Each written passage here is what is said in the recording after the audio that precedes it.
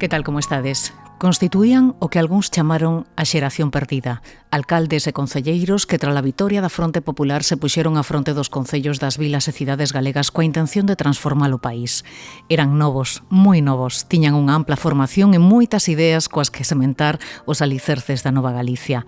Todos foron masacrados tras o golpe do 36, como o alcalde da Coruña, Alfredo Suárez Ferrín, asasinado en agosto, ou o de Betanzos, Tomás López da Torre, morto en outubro, ou o rexedor de Sada, executado en novembro do 36 tras asinar unha orde de requisa de armas en defensa da República.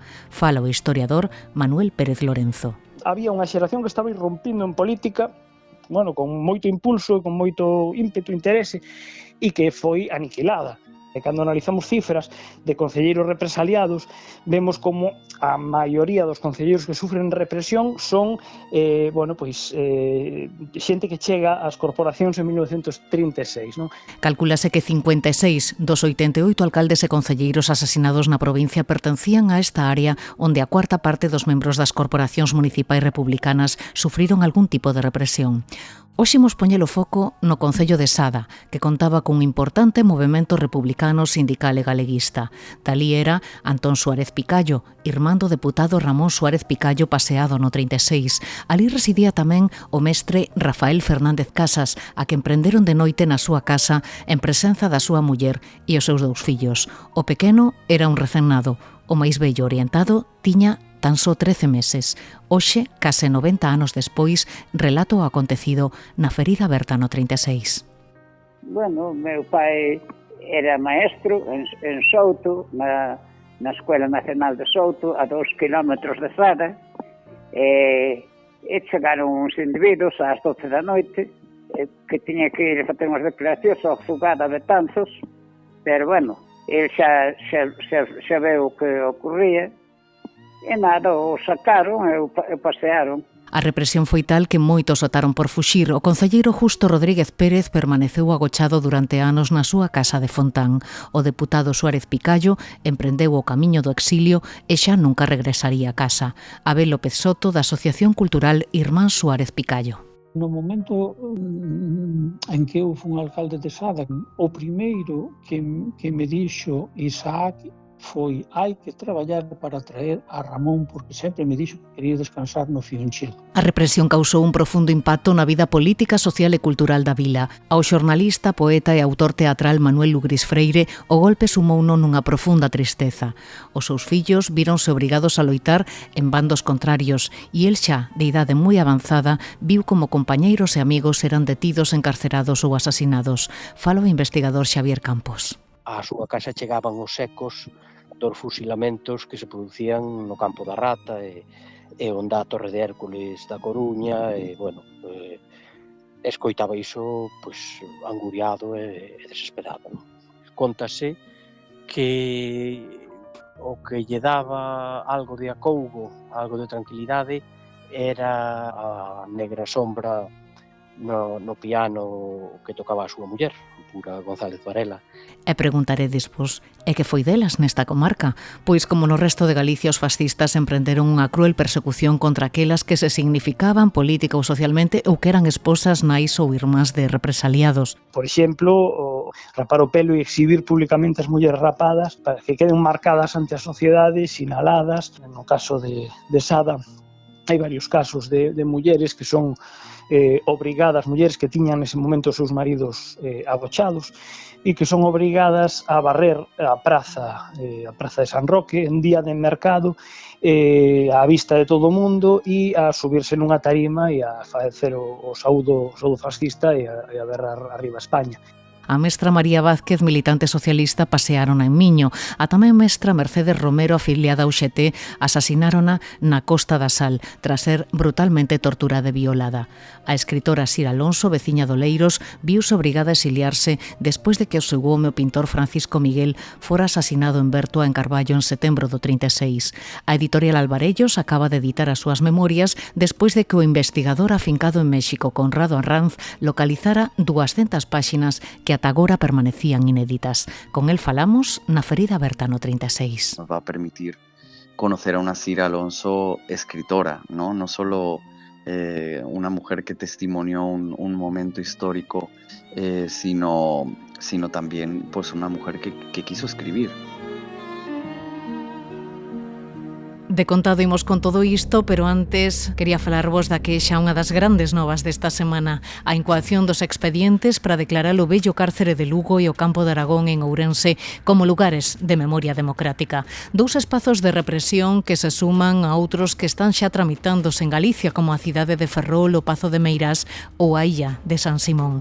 En Lugo, o secretario de Estado de Memoria Democrática tivo que presidir o acto no exterior do antigo cárcere porque o Concello se negou a ceder as instalacións, alegando que o espazo estaba ocupado por mor do Ar de Lucus. Un xesto que denuncia o secretario xeral dos socialistas galegos, José Ramón Gómez Besteiro. Que se opoñan a que se celebre ali un acto baixo excusas que, como se viron despois, non foron tal, me parece realmente que marca moi claramente cal é a posición política que hai nestes temas. Polémicas aparte, o secretario de Estado de Memoria Democrática xustifica a elección deste espazo. Un lugar de referencia de la represión aquí en Galicia.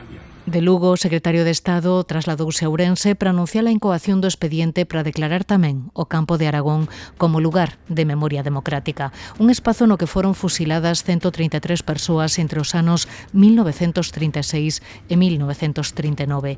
Ali foron asasinados o alcalde Manuel Suárez, o poeta Manuel Gómez del Valle ou Erundina Álvarez Pérez, a única muller executada na cidade.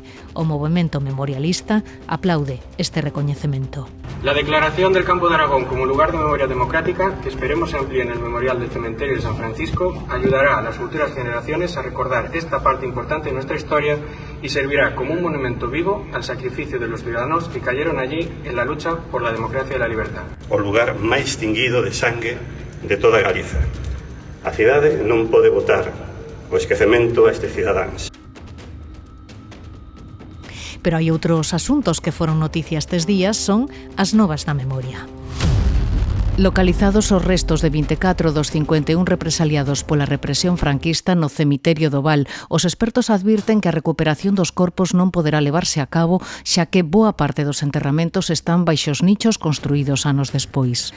Advertía o xa hai uns meses na ferida aberta no 36 o presidente da Asociación Memoria Histórica Democrática de Ferrol. Eu digo que debe de facerse, pero debe de facerse ben, que despois os familiares teñen unha falsa esperanza e despois vas ter que decirlle que non se pode. O Goberno recoñece por primeira vez 63 asasinatos cometidos por grupos de extrema dereita e actuacións policiais entre os anos 79 e 83. O informe da Comisión de Memoria Democrática inclúe casos tan emblemáticos como os de Yolanda González, asasinada polos ultradereitistas, ou Gladys del Estal, morta pola Garda Civil nunha protesta antinuclear. A familia de Moncho Reboiras é indignada tras a ofensiva lanzada polo PP contra a figura deste dirixente sindical e político asasinado pola policía franquista no ano 75. Nos provoca unha gran indignación que a estas alturas que se siga facendo esas alusións, insultos e calumnias a unha persona que deu a súa vida por este país, non? A Fundación desde marzo digitaliza 1.300 caixas de fondos documentais para incorporalos á plataforma galiciana.gal. Fala o presidente da Fundación, Xesús Castro. Temos sobre 1.700 cabeceiras de prensa.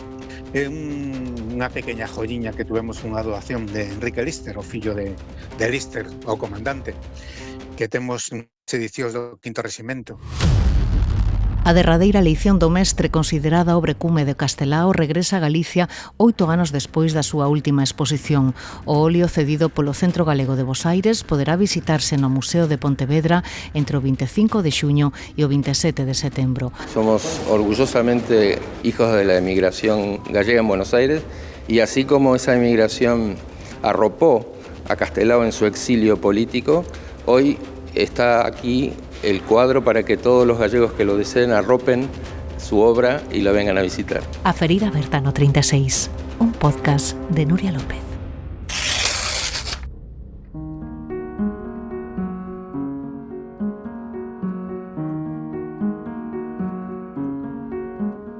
No capítulo 2 queremos situarnos na contorna da Coruña, unha área das Mariñas que tentou resistir o golpe de xullo do 36 e que acabou converténdose nun territorio moi castigado pola represión. Queremos analizar o ocorrido coa axuda do historiador Manuel Pérez Lorenzo, a quen moitos coñeceredes por Meirás, Un pazo, un caudillo, un espolio, e coautor, entre outros traballos, de Xeración perdida, coordinado por Emilio Grandío, un dos estudos máis completos sobre a represión das corporacións municipais republicanas na provincia da Coruña. Que tal, Manuel? Moi boas, como estás? Hola, moi ben, moi boas. Que che parece se nos situamos neses primeiros instantes do golpe, xusto despois da lectura do bando, non? Que supuxo o inicio da sublevación en Galicia? Como se foron organizando as forzas vivas da comarca en esa zona para tentar reprimir o golpe? Con que medios contaban?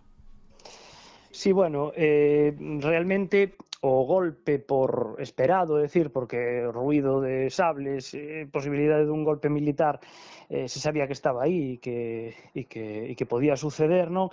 Aínda así, bueno, pois se recibe con certo estupor nunha cidade, nunha comarca na que hai, bueno, pois, digamos, unha sociedade tremendamente plural e bueno, con estructuras políticas e sindicais moi fortes nese momento, non? Con a presenza, por exemplo, do anarquismo cenetista moi importante e do republicanismo liberal nas institucións. Nos primeiros momentos o que parece é que non se sabe moi ben que resposta dar e que facer, non? A primeira reacción, pois, por exemplo, do sindicalismo anarquista, de persoas vinculadas á esquerda sindical e á esquerda política é, bueno, pois, prestarse para intentar facerlle fronte ao golpe de algún xeito, pero con medios moi limitados. Entón, bueno, pois hai varios casos, tanto desde concellos da comarca como desde os barrios, de convoios que se dirixen a Coruña para solicitar armas ao gobernador civil coas que defender, bueno, pois a República ou a democracia, non? Pero nun primeiro momento, polo menos nunhas primeiras horas, pois non se accede a dar esas armas, quizáis por unha parte igual unha certa minusvaloración do golpe. Quizás subestimaron, non, o alcance da sublevación. Sí, claro, que xa houbera un golpe militar anterior, de Sanjurjo do 32, é dicir, hoxe sabemos o que sabemos porque o vemos desde o presente, non? E sabemos o que pasou. Pero en 1936 nin se sabía a que iba a conducir o golpe, nin se o golpe pois ia realmente a dar lugar a unha guerra civil, se iba a triunfar ou se iba a fracasar, non? As autoridades republicanas, nese momento, o presidente do Consello de Ministros é un coruñés, Santiago Casares Quiroga, son reticentes a armar ao sindicalismo, porque en caso de fracasar o golpe, pois despois, digamos que terían que facer fronte a outro problema, non? E de entrada, pois, coñecemos ben, por exemplo, o caso de Sada, dun grupo de xente liderados polo líder cenetista José Monzo, que se dirixen a Coruña e volven para Sada coas mans baleiras.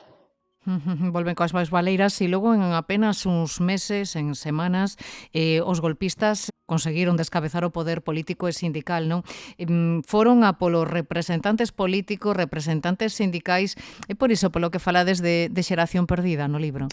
Sí, Xeración perdida sobre todo porque estamos en 1936, despois das eleccións que gaña a Fronte Popular, e aí se produce un proceso polo que chegan a alcaldías e a concellos persoas moi novas, porque, bueno, pois en 1931 houbera eleccións municipais, non se volveran a celebrar aínda, e en 1933-34, no bienio conservador, moitas destas corporacións, das corporacións electas no 31 de signo republicano, foran cesadas por orde gobernativa, alegando, bueno, pois que algunha connivencia cos sucesos revolucionarios de 1934, que realmente non se producira, era, digamos, unha fórmula para desbancar o republicanismo do poder municipal. Entón, en 1936, despois das eleccións, se atopan cun dilema: que facemos? Temos corporacións municipais que non foron electas, que foron nomeadas por orde gobernativa e que están formadas por persoas de signo político moi diferente ao que foi elexido no 31, é dicir, conservador. A situación cambiou moito con respecto a 1931, podemos repoñer as corporacións do 31 ou nomear xestoras. E en moitos concellos o que se vai nomear xestoras en previsión dunhas inminentes eleccións municipais, que despois non se celebran porque ten lugar o golpe de Estado. Entón, claro, nese momento accede ao poder político unha xeración tremendamente nova. Estamos falando que hai concelleiros, alcaldes que teñen en torno aos 20 anos. Unha xeración que é diferente, unha xeración nova con respecto a que participar activamente en 1931, non? Entón, claro, esa franxa de idade e esa xeración a que vai sufrir a represión, sobre todo a represión institucional dentro das corporacións de forma máis directa. E cando analizamos cifras de concelleiros represaliados, vemos como a maioría dos concelleiros que sufren represión son xente que chega ás corporacións en 1936, non? Que apenas teña experiencia, non, nos cargos. Claro que non tiña experiencia política institucional, pero incluso en esferas máis altas, non? O gobernador civil da Coruña, Pérez Carballo, era unha persoa moi nova. É dicir, había unha xeración que estaba irrompindo en política con moito impulso, con moito ímpetu, interese, e que foi aniquilada. É dicir, esa xeración, aí hai unha ruptura xeneracional, porque hai unha xeración que sobre a que a represión do novo Estado foi especialmente incisiva porque quixo decapitala e en certa medida, anulala.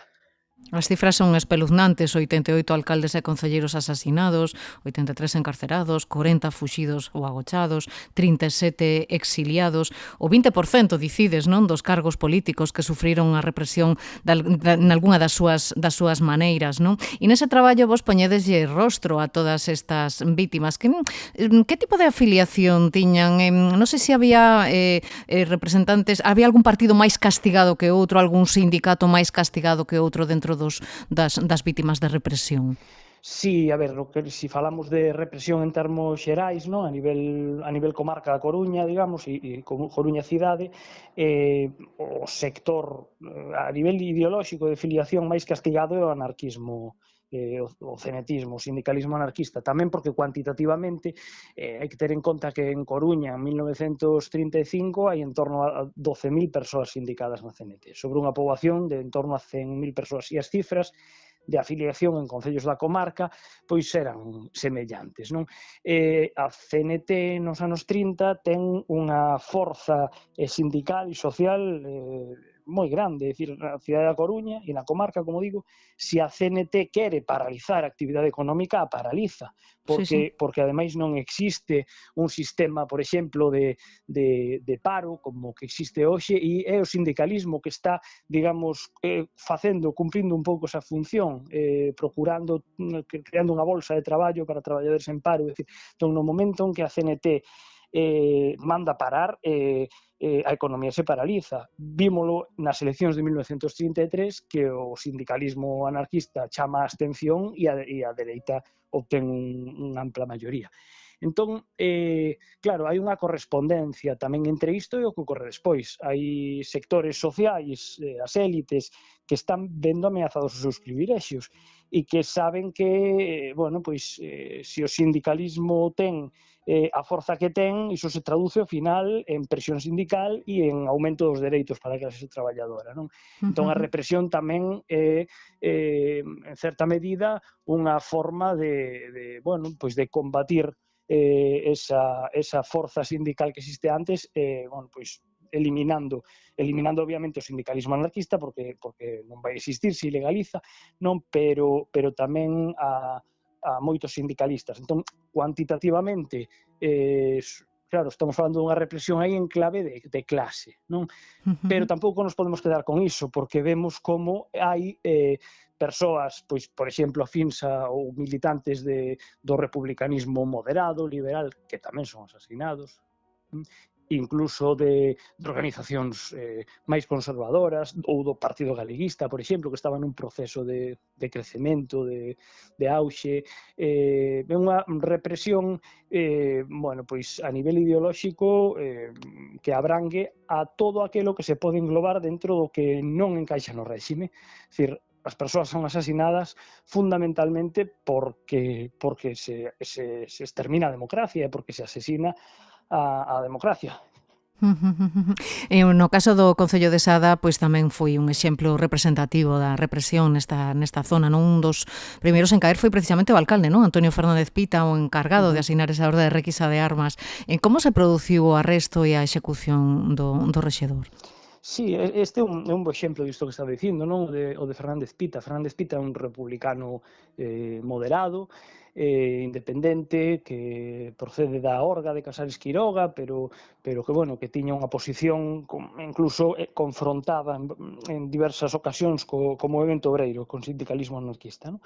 E que, polo tanto, por esa razón, el, de entrada, presupón que non vai ter excesivos problemas ou que non debería de ser especialmente obxecto de persecución, non? Por iso tampouco toma especiais precaucións. Sin embargo, Antonio Fernández Pita é detido, procesado e é condenado precisamente por levar a cabo esa requisa de armas, non? Unha vez que o golpe de Estado pois se ve que vai adiante, que hai unha situación de conflicto aberta, hai moitos alcaldes que ordenan requisar armas para poder defender a legalidade republicana e tamén para evitar que existan conflictos que non estean controlados, digamos, polas institucións, non? E esa requisa de armas asinada, digamos, por o alcalde é efectuada na práctica pola CNT, por sindicalistas da CNT. Fernández Pita é acusado nese exercicio de xustiza inversa que levan os sublevados, non? De auxilio a la rebelión, cando o que está facendo é facer fronte á rebelión e defender a legalidade. E é condenado a pena de morte e a unha multa de 100.000 pesetas, que era unha absoluta fortuna nese momento, para un home que a súa profesión era o mar, era mariñeiro. E vai ser asesinado, claro. E sería asesinado igual que aconteceu co irmán de Ramón Suárez Picallo, non? Con Antón Suárez Picallo. Claro. Outra das vítimas da represión, non? Por que foron a por el? No, a ver, no caso de Xoán Antón é paseado, non? Na comarca da Coruña hai contabilizadas, hai máis, pero contabilizadas hai 600 persoas que son asasinadas durante os primeiros anos do franquismo.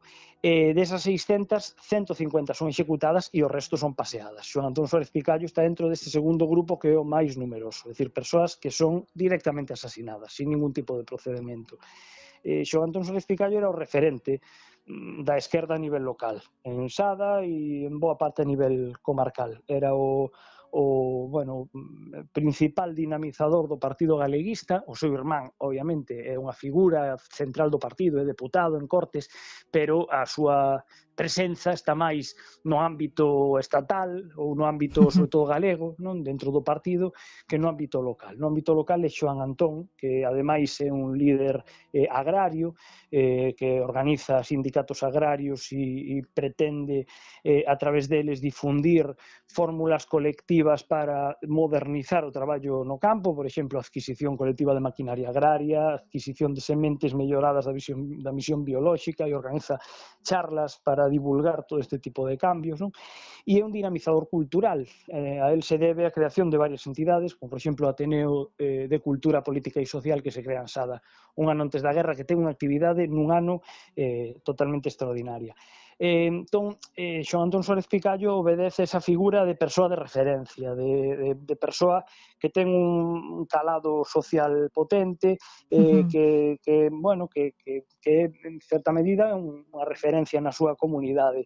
Entón, matalo é unha forma tamén non só ao final de acabar cunha persoa, de desencabezar un movimento, senón de algo máis que eu creo que é o máis importante, que é o que pretende a represión, que é unha represión instrumental, que máis que a matar está destinada a crear un novo tipo de sociedade, a través do terror, a infundir na sociedade unha mensaxe, que é que se faz determinadas cousas, se te metes en determinadas cuestións, o resultado vai ser o mesmo que o que padeceron unha serie de persoas que eran moi coñecidas, que eran referenciais na comunidade, que son asasinadas, ademais, non dunha forma pública, pero sí visible, para transmitir unha mensaxe. Xoán Antón Suárez Picallo non é casual que el e dous sindicalistas de Meirás sexan capturados en Coruña, pero, sin embargo, os seus corpos son tirados, lanzados nun monte en Veiga, en Sada.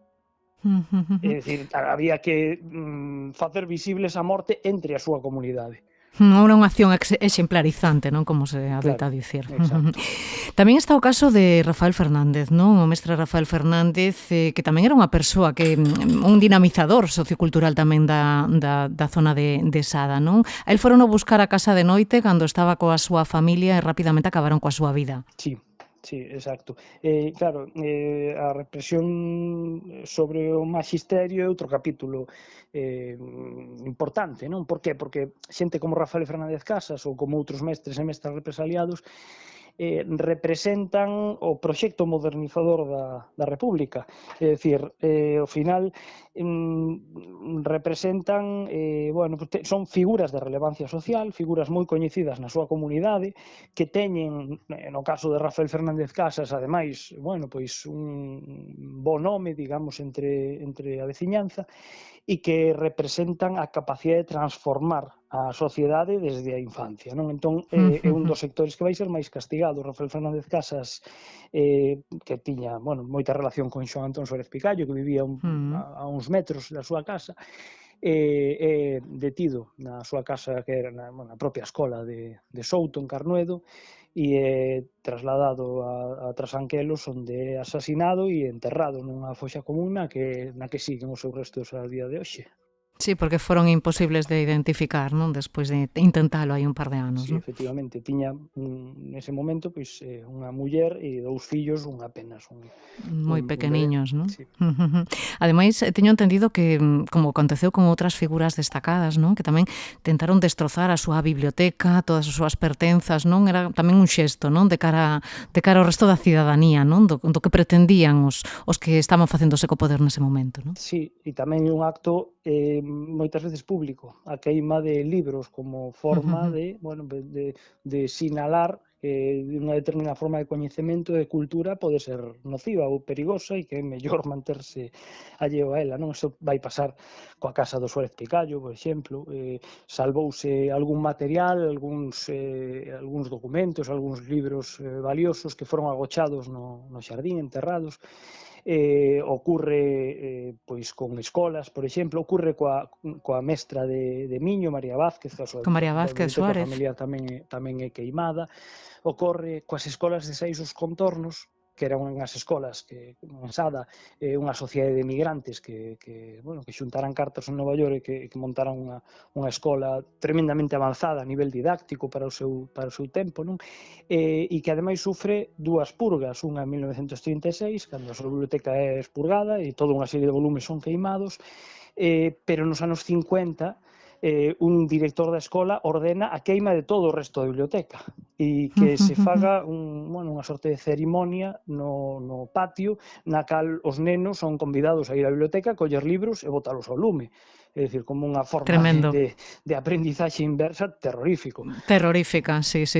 Acabas de mencionar o caso de María Vázquez Suárez, asesinada aquel terrible verán do 36. Tamén elas, non? Foron vítimas da represión, probablemente non cuantitativamente falando ao mesmo nivel que os homes, pero tamén padeceron unha represión brutal durante aqueles anos, non? Sí, claro, a nivel cuantitativo moito menor, pero inda que sexa paradóxico, iso tamén os explica a propia mentalidade patriarcal dos represores que non vían na muller a un suxeito político activo posible. Aínda que si o eran e despois demostrouse, non? Aínda que si o foran, non? Pero a concepción que tiñan pois non as levaba a identificar igual que os homes como suxeitos políticos a exterminar.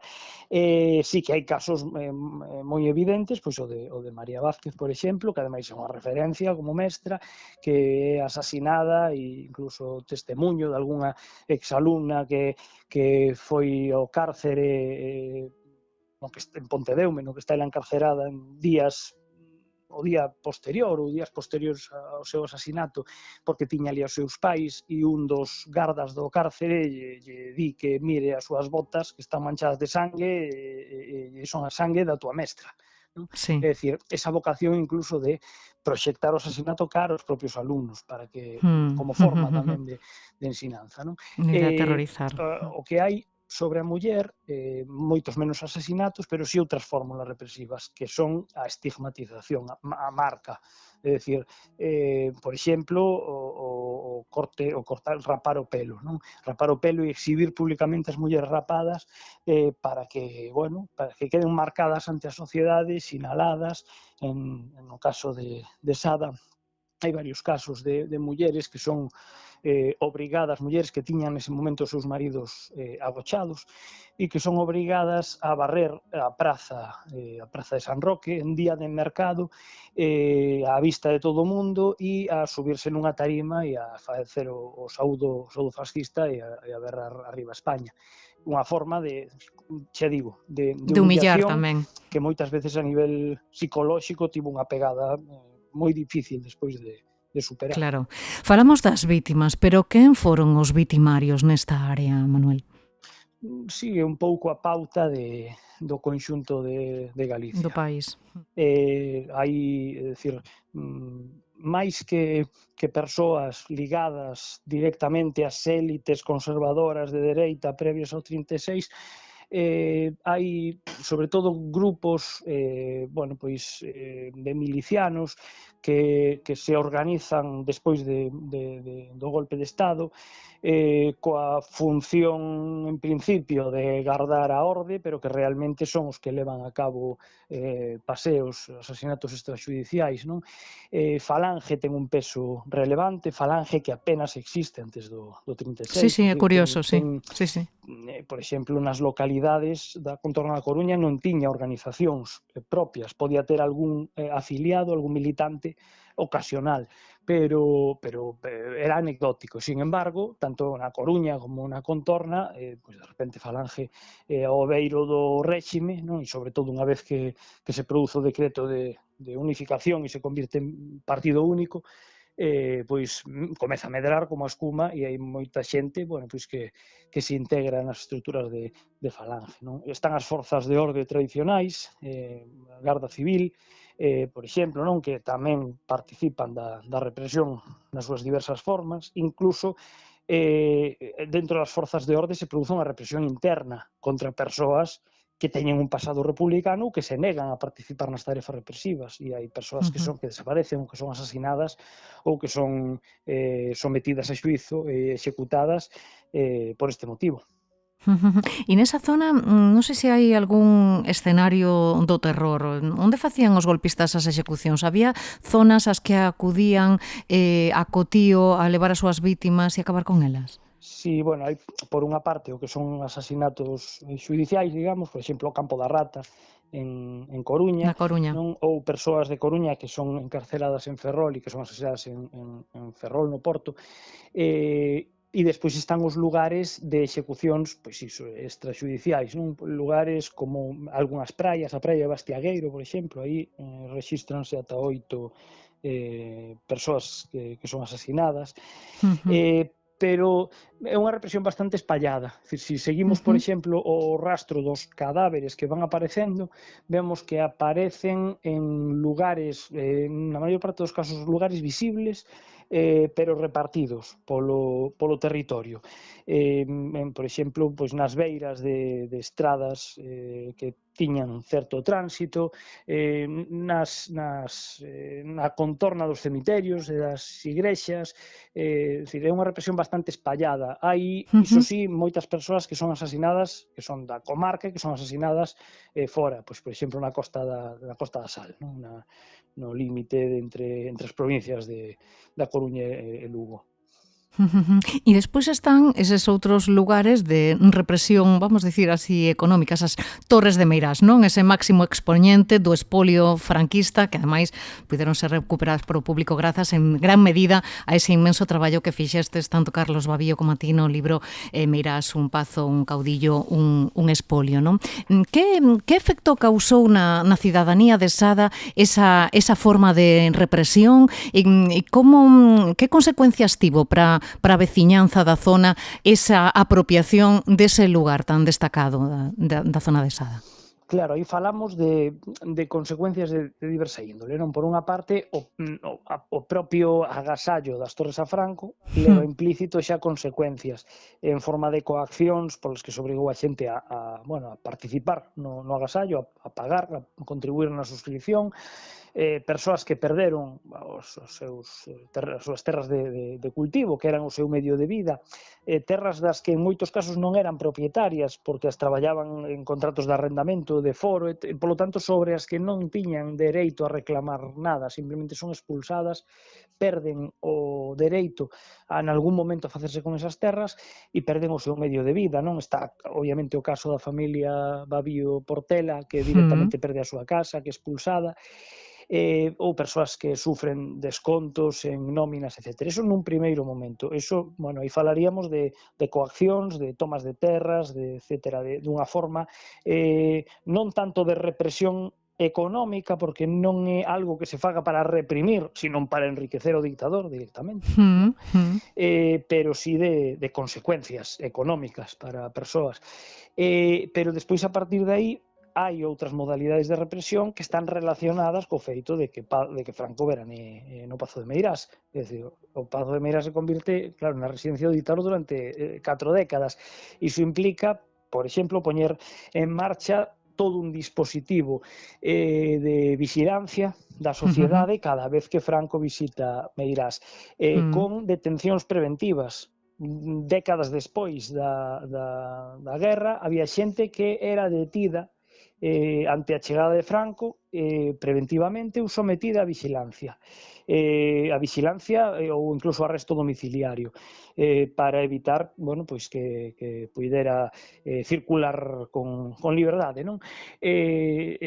Bueno, pois é unha forma de represión, de control social ligada a isto, pero tamén falamos de outras fórmulas, como por exemplo a obriga a veciñanza de Sada e dos lugares limítrofes coas estradas que escollía Franco para circular, a obriga de colgar bandeiras nos balcóns ou de pintar as súas casas ao paso da comitiva.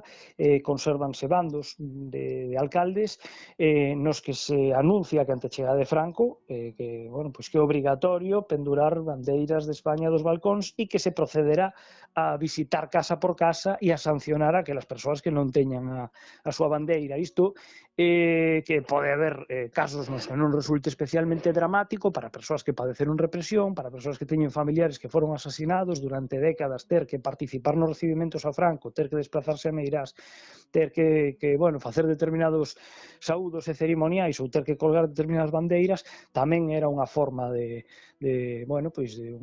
represión. Por que é importante seguir facendo memoria, seguir falando disto, Manuel? Bueno, é importante por moitas razóns, porque coñecer o pasado, non vou dicir o contrario porque son historiador, coñecer o pasado creo que con independencia da época é sempre enriquecedor para as sociedades presentes, non? Pero que ademais neste caso, pois falamos de algo dun pasado que xa non é recente. Ata hai pouco decíamos que falábamos dun pasado recente, pero claro, eu traballo con adolescentes, para eles non é recente a Guerra Civil, é un pasado remoto, tan remoto casi como a Guerra de Independencia ou como as guerras carlistas, non? E por iso, porque se está rompendo un pouco ese vínculo, ese efeito de que ata hai pouco tempo todo o mundo coñecía a alguén que padeceu represión ou alguén que tiña un bisavó, unha bisavó, un avó que padeceu represión ou que a padeceu na súa familia, non? Ese lazo co pasado estáse perdendo, iso unido a dinámicas que non son nin sequera de ámbito estatal, que son internacionais, de auxe de movementos de extrema dereita, de movementos que se fundamentan na intolerancia cara ás ideas contrarias, e especialmente en adolescentes, como efecto tamén das redes sociais e do seu uso dunha forma determinada, non? Creo que coñecer o que pasou e saber o que pasou, sobre todo, no ámbito máis próximo, pois é unha ferramenta potente para evitar que ocurra de novo. Cando dicíamos isto hai uns anos, parecía casi como unha excusa ou como algo que decíamos por decir, non? Por que? Porque se presupoñía que non podía ocurrir de novo. Sin embargo, bueno, pois hoxe vemos con preocupación bueno, pois discursos, acontecementos e tendencias que nos levan a pensar que non é tan imposible que ocurra de novo, non? Por lo tanto, bueno, coñecer, sobre todo, esas historias persoais, esas historias de vidas truncadas, non? Coñecelas directamente, ver, bueno, pois esa foto de Antonio Fernández Pita, alcalde de Sada, que era un señor demócrata, unha persoa de esquerda moi moderada, ver esa persoa, coñecer a súa historia, ler o relato que fai, por exemplo, Pepe Miñones, que foi deputado, compañeiro del de prisión, sobre os últimos momentos de Fernández Pita, ver ese documento de entrada en capilla que lle fan asinar, que prácticamente non é capaz de poñer o seu nome, non? Xusto antes de ser executado, e como nese mesmo documento imprimen acto seguido o certificado de función, e ao mesmo tempo pasar todos os días por diante da súa casa, que está aí en Fontán abandonada, e lembrar esta historia, eu creo que nos conecta un pouco co pasado en clave humana e axuda a, bueno, pois como antídoto ante certas tendencias. Pois Manuel Pérez Lorenzo, moitísimas grazas por pasarte hoxe pola ferida aberta no 36 e por axudarnos tamén a facer memoria. Grazas e unha aperta. Un placer. Moitas grazas.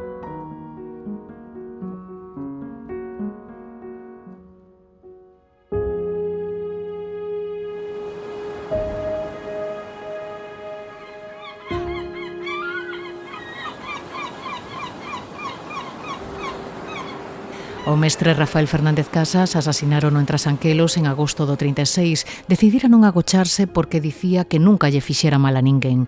Fillo da emigración, galeguista, renovador pedagóxico e masón, nacera en Bos Aires e levaba tan só 2 anos impartindo aulas na escola de Souto en Carnoedo cando o asasinaron.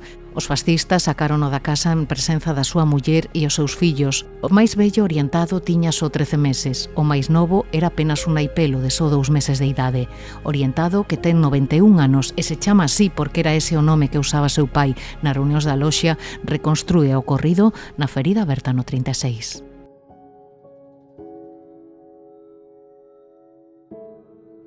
Bueno, meu pai era maestro en Souto, na Escola Nacional de Souto, a 2 kilómetros de Sada, e chegaron uns individuos ás 12 da noite, que tiña que ir a facer unhas declaracións ao xulgado de Betanzos, pero, bueno, ele xa veu o que ocurría, e nada, o sacaron e o pasearon. Eu tiña 13 meses e meu hermano tiña 2 meses.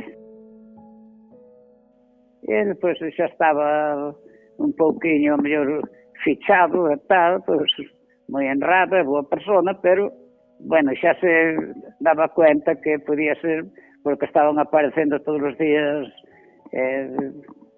mortos ponoteados por aí. Despois, por miña mãe, non sei, bueno, ou miña madriña, foi aos juzgados a Betanzos, e ali estaban os camelos da camisa e varias prendas dele. E todo sempre custou que non fora un ataque cerebral a morte dele. En Trasanquelos apareceu ali 3 ou 4 personas. Entón pasou un señor da Coruña que conocía a meu pai. Entonces xa sabíamos onde estaba. E miña madriña foi ali a vernos ali tirados, non? Recolleunos un señor nun carro para ali para o cementerio. Isto non se olvida nunca na vida. Naceu en 1901 en Bos Aires. En 1903 viñeron para España a súa mãe con 2 chavales, meu pai e máis Manuel, que naceu no ano 3. E veu para España, que separouse lá do marido, e veu para Santiago, porque tiña os padres en Santiago, miña abuela, e xa se quedaron en Santiago sempre. Creo que pertenecía a unha logia de Santiago, eso tiña como secreto. Ele iba a Santiago, iba a ver a súa mãe que vivía en Santiago, e volvía outra vez para Sada, pero non comentaba sobre ese tema. Miña mãe nos ten contado moitas cousas de meu pai, que era moi estudioso, que estaba nas oposicións no ano 27, sacou no número 2 en Santiago, que foi cando fixeron maestro, xa maestro nacional, non? Porque cando o pasearon, ainda non fixeron os 35 anos, ele tiña 9 anos de servicio de maestro. Ele estuvo aquí, era unha escola laica, estuvo de maestro tamén un ano ou 2 aquí, nesa parroquia. Estuvo tamén cerca de Ortigueira, en San Adrián de Veiga, estuvo de maestro. No ano 27 foi cando escribeu a novela Loita, cando estaban en San Adrián de Veiga, en Ortigueira, no Concello de Ortigueira. Era o presidente do Ateneo de Sada, daba conferencias, moi amigo dos hermanos Suárez Picario, conocía a Antón, que estuvo aí na casa do sobrinho de Antón, do hermano de Don Ramón tamén. En fin, a historia é así. Contan os que o coñeceron que aqueles anos en Sada foron para Rafael os máis felices da súa vida. Tras a súa execución, os seus asasinos queimaron os libros e mesmo depuraron do maxisterio. A muller viuse obrigada a abandonar Sada e regresou con seus pais a Ortigueira. Miña mãe, gracias que a nosotros nos fixeron daño, ainda menos malo, se non podían pasala tamén, é máis aos nosotros. Colleu os dous fillos e veu aquí para esta parroquia, que ela era natural daqui, a xunta de súa mãe, e eu e máis meu irmão nos criamos con miña abuela e máis miña mãe, viñamos para a aldea aquí para unha parroquia de cerca de Ortigueira, e que estivemos toda a vida coa abuela, sin poder estudiar, nin facer nada, nin teño estudios de nada, que é o peor desta vida. Como éramos fillos que éramos do magisterio, pois lle daban uns pesos cada mes a miña mãe por huérfanos do magisterio, e fomos sobrevivindo. A miña abuela, o lugar era propio dela, e tiña unhas vaquiñas e tal, e nunca pasamos mal muchísimo na posguerra, pero bastante ben. Había persecucións e levábanos para as cárceles, e aquí alcaldes non quedaba un sin cabeza, e algúns, non todos. E claro, o informe dos curas era moi importante. Aquí houve moitos que estaban o sea, que eran, como dicen os maquis, non? Eran guerrilleiros, estaban, bueno, xente honrada e buena, pero tiráronse ao monte pensando que a República que ganarían, que sería pouco por non ir á guerra civil, por moitas circunstancias. Que había un moi conocido que le chamaba Meira, que era en fin, que despois veio a brigadilla máis tarde, nos anos 40 e algo, e os pobres levaron mal fin todos. En 2024, o seu fillo orientado tentou recuperar os restos do pai exhumando a fosa onde se cree que fora guindado. Unha tarefa na que estivo acompañado en todo momento por membros da Asociación Cultural Irmán Suárez Picallo, pero as análises xenéticas deron negativo, impedindo así pechar unha ferida aberta 90 anos atrás. En outubro do ano 24 foron de Santiago, da Universidade, forense, periodistas, todo, arqueólogos, escavaron, pero apareceron uns huesos e unha calavera, e pensamos que sería de meu pai, pero despois non fixeron o ADN, pero saleu negativo, non era.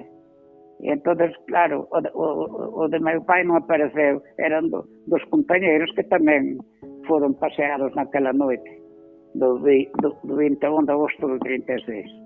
Encargouse Istagra de facer de intentar localizar os restos cos datos que lle demos e co informe histórico que fixeron, e, desgraciadamente, pois non foi posible. Non foi posible porque o cemiterio de Trasanquelos, en Ozacesuras, onde están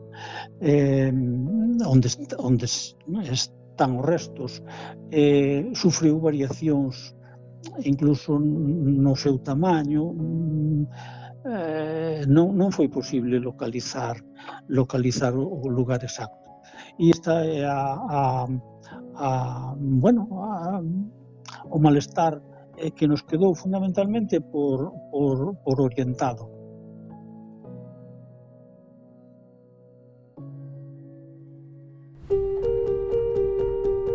Abel López Soto forma parte da directiva da Asociación Cultural Irmán Suárez Picallo de Sada, constituída hai 20 anos case, e que se dedica a recuperar, divulgar e promover actividades relacionadas coa memoria. A asociación naceu no ano 2007 e fixo cun obxectivo, traer de volta a Sada os restos do ilustre galeguista Ramón Suárez Picallo, que padeceu o exilio tralo golpe do 36. Gostaríame, Abel, que nos axudaras a transitar un pouco pola historia deste escritor, xornalista e político que, como Castelao, tivo que afastarse da terra, non? Coa chegada do golpe do 36, pero que xa tivera que vivir afastado de Galicia sendo moi novo para probar fortuna na emigración, non? Sí, Ramón empezou a traballar na terra con 7 anos, con 14 xa se enrolouse de mariñeiro co seu pai e aínda non tiña 15 cando se marchou para a Argentina a buscar unha vida mellor, pois como aínda agora fai moita xente que afortunadamente agora veñen de volta, pero daquela a necesidade facía que tuvesen que emigrar moitas galegas e galegos. Bueno, pois esa foi a historia de Ramón, que en principio foi un emigrante e que se adaptou inmediatamente á vida bonaerense e tuvo unha actividade política e sindical moi importante. Foi aí, non? Onde comeza a frecuentar mítines e cando empeza a gromar nel tamén esa conciencia política moi vinculada ao sindicalismo, non? Sí, a ver, como sindicalista hai que reseñar que participou no Congreso da Organización Internacional do Traballo que se celebrou en Xenebra no 26, cando tiña 32 anos, de maneira que foi unha persoa sindicalmente moi importante na República Argentina. E políticamente, pois, con 24 anos foi candidato a concelleiro no Concello de Bos Aires, quero decir que era unha persona moi activa políticamente e sindicalmente, non? Cal era nese momento cales eran as súas arelas nese momento, non? Que tipo de vínculos tiña? Con que simpatías políticas tiña nese momento? A ver, Ramón Suárez Picallo tuvo unha primeira época na que o traballo sindical o levou pois a estar moi en contacto con a ideoloxía comunista, máis tarde socialista, pero o seu amor á terra fixo que verdadeiramente o seu traballo importante como político desenvolvera ligado ao nacionalismo galego, non? De feito, é un dos fundadores, junto con Castelao, do Partido Galeguista. El empezou traballando tamén culturalmente. Por exemplo, a revista Céltica, que foi unha revista moi importante que se editou nos anos finais dos 20 e os anos 30 na Argentina, que agora podemos ver na páxina do Consello da Cultura Galega, porque están aí os fondos digitalizados. Pois aí está, el foi director desa revista e era unha revista, de pensamento político moi galeguista, non? Foi elexido deputado nas Cortes Constituintes da Primeira República e logo despois tamén foi elexido diputado no 36, de maneira que a súa tarefa política foi moi importante. Dirixiu a Nosa Terra, por exemplo, o Seminario Galego de Esquerda, o Semanario Galego de Esquerdas, que tamén se editou aquí en Santiago entre o ano 35 e 36, era o director. É dicir, que tuvo un traballo moi fecundo nese sentido, non? Xa digo, os seus comezos foron moi relacionados con, ou moi vinculados a ideoloxía comunista, socialista, e máis tarde, pois, tamén galeguista, non? Sí, porque el foi evolucionando, non? Desde que regresa a Galicia por primeira vez con 30 anos, non? E entra en contacto con Vilar Ponte, co fundador das Irmandades da Fala e da Orga, co que traba unha fonda amizade. Despois, xa que a chegada da Segunda República e participa na Asamblea Republicana da Coruña, dá o salto a primeira liña política, convertese en deputado, como nos explicabas, e é cando ingresa xa no Partido Galeguista e cando se produce ese tránsito ideolóxico, non? Era un momento no que convivían moitas sensibilidades, non? Dentro do Partido Galeguista. Sí. E Castelao, Ramón Suárez Picallo estaba, digamos, na ala máis progresista ou de esquerdas do Partido Galeguista. Foi un dos que máis pulou, por exemplo, por participar na Fronte Popular, e era unha persoa moi valorada nese sentido, non? Posiblemente había máis cultural e máis centrada de Castelao, e había, digamos, máis esquerdista de Suárez Picallo. Era o tándem fundamental no Partido Galeguista naquele momento. Suárez Picallo recupera o escano nas eleccións de febreiro, que perdera no 33, e aí é cando empeza a traballar, como moitos dos seus compañeiros, con obxectivo, non? O Estatuto do 36. Como foi esa campaña? Cal foi o papel que desenvolveu ele? Que expectativas tiñan posta nese momento aqueles homes e mulleres naquel proxecto estatutario, Abel? Aquel proxecto estatutario foi o inicio do que hoxe temos en Galicia. O inicio non era bastante máis avanzado, por certo, do que temos hoxe, non? Ramón Suárez Picallo tiña unha cultura, o seu paso pola emigración fixolle que tamén tivera unha visión moi ampla internacional, e iso facilitaballe bastantes cousas, non? Suárez Picallo non era unha persona pechada en sí mesma, era unha persona bastante aberta a todo tipo de influencias políticas e culturais, e eu creo que iso lle deu unha perspectiva moi importante, aínda que el se centrou sempre en defender no seu paso polo Congreso cuestións relacionadas coa pesca, co agro, fundamentalmente. Era unha persoa, digamos, moi culta, e, polo tanto, a pesar de que pensemos que cando se foi para Argentina apenas era un rapaz, un adolescente que apenas tivera a escola. El foise formando a si mesmo, e de feito nese ínterin entre o 31 e o 33 que non, perdón, 33 e 36, que non saiu diputado, aproveitou para facer os seus estudos de Dereito en Santiago. É dicir, que foi unha persona que se foi que se fixo a si mesmo, non? Suárez Picallo formaba parte desa delegación, non? Que acudiu en xullo do 36 a Madrid a entregar o texto refrendado pola cidadanía galega, igual que lle suceda a Castelao e os outros compañeiros, o alzamento o sorprende ali, en Madrid. E tamén como Castelao, el salvouse porque decidiu non regresar, non? Efectivamente, saiu inmediatamente a Perpiñán, e desde Francia colleu un barco que o levou a Nova York.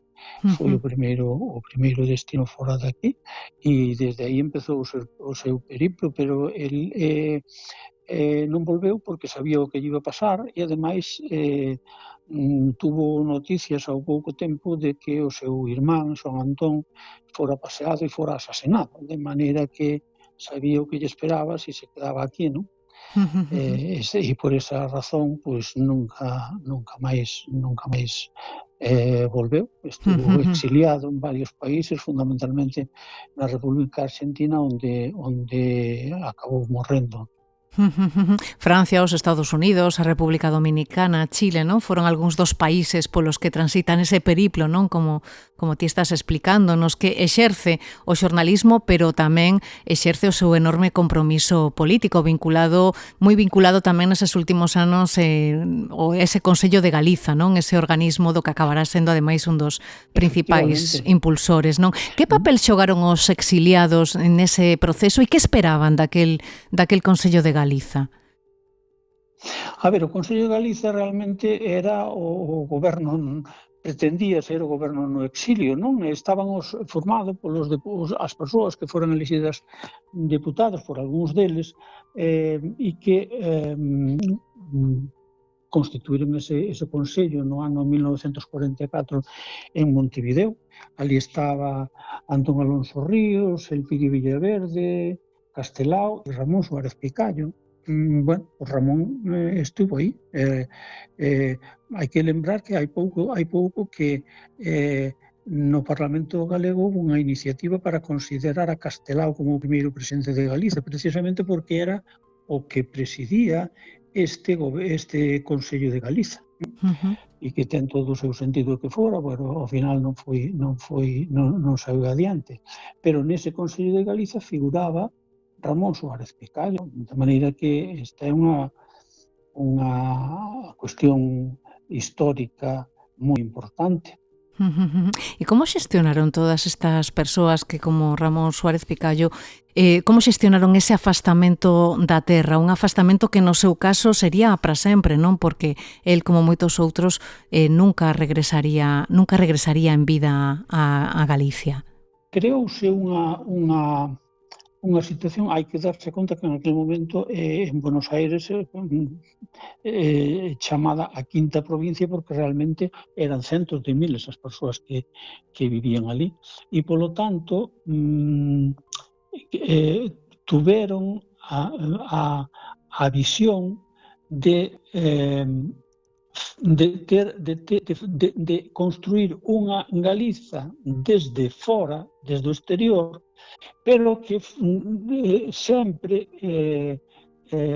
conservou as tradicións e a cultura do noso país, non? E todas as actividades que facían estaban pensadas en ver como se podía desenvolver mellor esta terra, esperando que algún día chegara a democracia e que se acabara a dictadura, non? Este foi sempre o traballo das persoas que estiveron exiliadas, como é o caso de Ramón, non? Un traballo incansable que desenvolve ata o final, non, Abel? Sí, claro. Realmente en Buenos Aires foi onde botou as súas raíces, non? Hai que lembrar que Suárez Picallo morre en outubro do 64, de maneira que, bueno, botou aí un tempo importante, eses 10 últimos anos da súa vida, moi vinculado á vida cultural, desempeñou unha cátedra de cultura galega, na nosa web da asociación temos algúns cortes de voz de conferencias que el deu na Argentina e que son realmente cuestións que merece a pena escoitar. Morreu aquel? Non, aquel non morreu porque aquel non pode morrer. Quizás na patria estou adormecido porque non pode estar de fora, pero en que estades vos? E aquí estades vos, a grande e ingente reserva de Galicia, para manter aquela causa.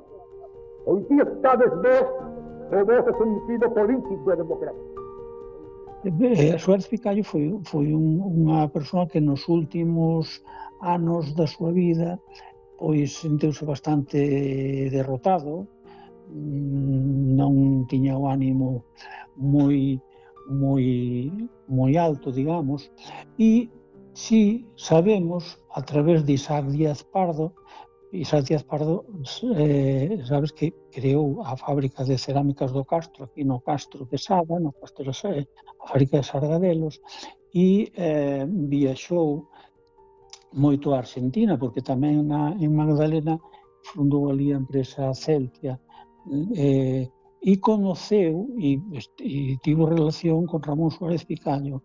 No momento en que eu fui alcalde de Sada, que tuve a honra de ser alcalde de Sada durante un período entre 2007 e 2011, o primeiro que me dixo Isaac foi: hai que traballar para traer a Ramón, porque sempre me dixo que quería descansar no Fionchedo. O Fionchedo é o cemiterio municipal de Sada, non? E ese foi o principal motivo polo que nos volcamos en intentar traer os restos de Suárez Picallo, e a asociación Suárez Picallo nace a raíz desa idea. Daquel acontecemento. En principio chamouse Comisión Suárez Picallo.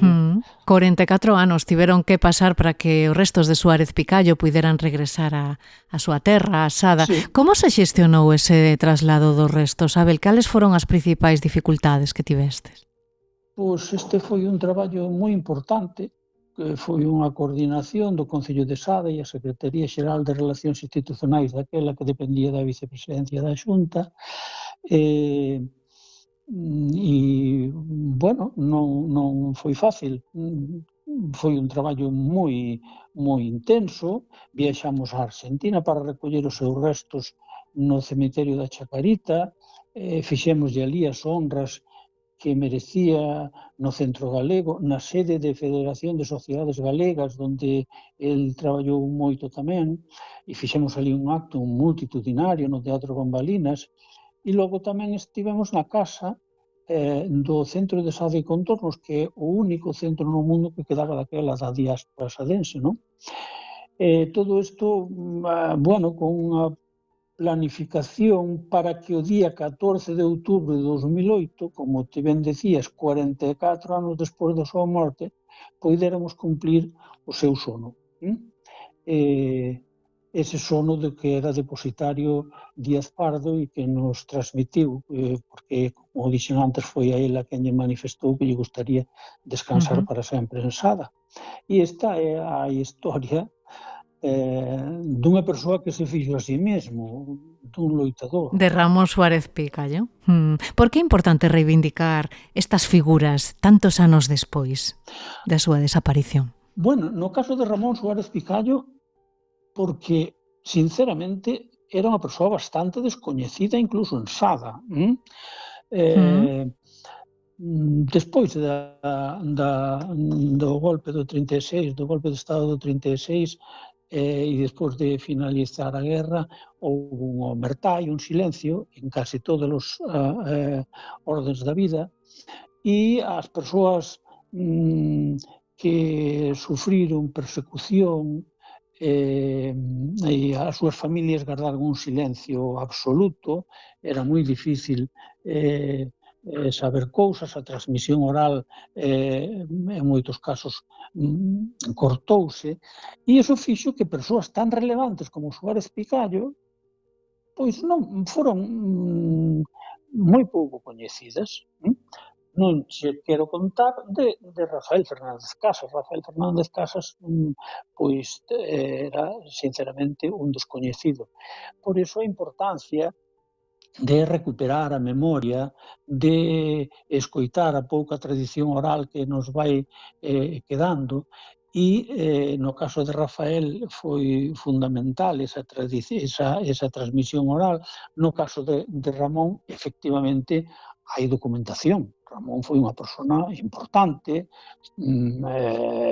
están os discursos parlamentares, é dicir, foi unha persona que evidentemente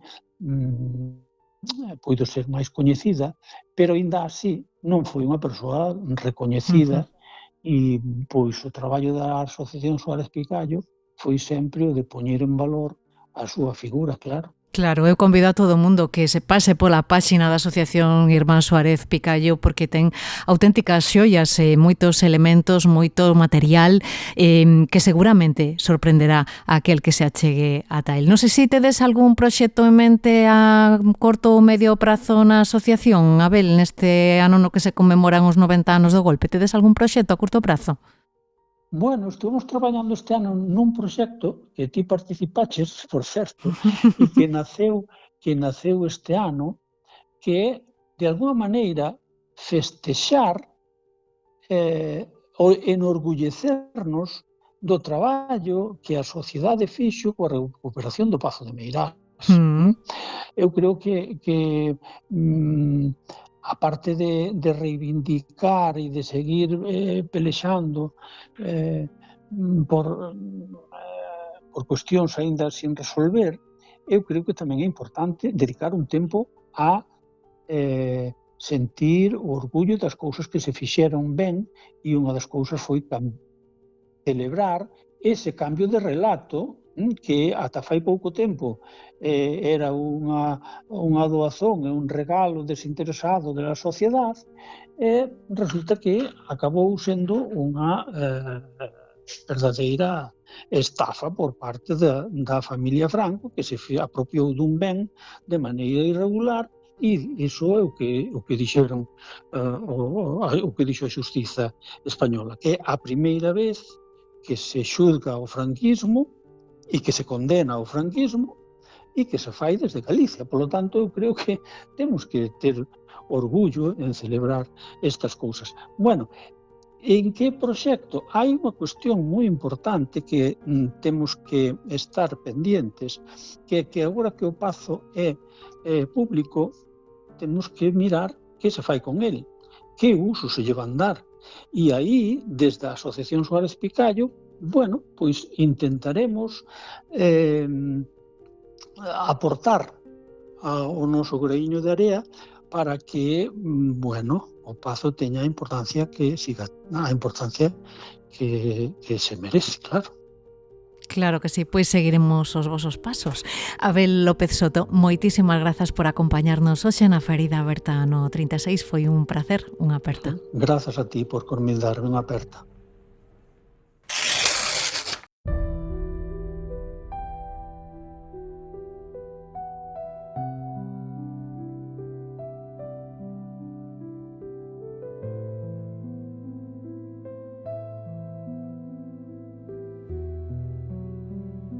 O golpe do 36 causou unha fonda ferida na traxectoria vital doutro ilustre sadense, de Manuel Lugrís Freire, obrigado a afastarse de toda actividade pública tras a sublevación militar. Xornalista, poeta, autor teatral e pioneiro en moitísimas facetas, faleceu na Coruña o pouco de rematar a guerra. Temos connosco a Xavier Campos Villar, filólogo e unha das persoas que máis ten afondado na vida na obra de Lugrís, autor dunha tese sobre a súa narrativa e tamén dunha biografía editada por Galaxia, coincidindo co homenaxe que se lle rendeu co gallo das letras galegas. Que tal, Xavier? Como estás? Benvido. Hola, boa tarde.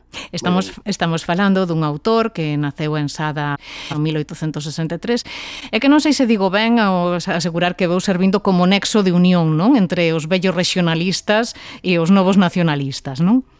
Sí, efectivamente, por circunstancias vitais, Lugrís naceu no mesmo ano no que se publicou Cantares Gallegos, no 1863, a obra, digamos, fundacional da literatura galega moderna, e tivo tamén moita conexión con outros dous grandes autores do Rexurdimento, con Curros e con Pondal.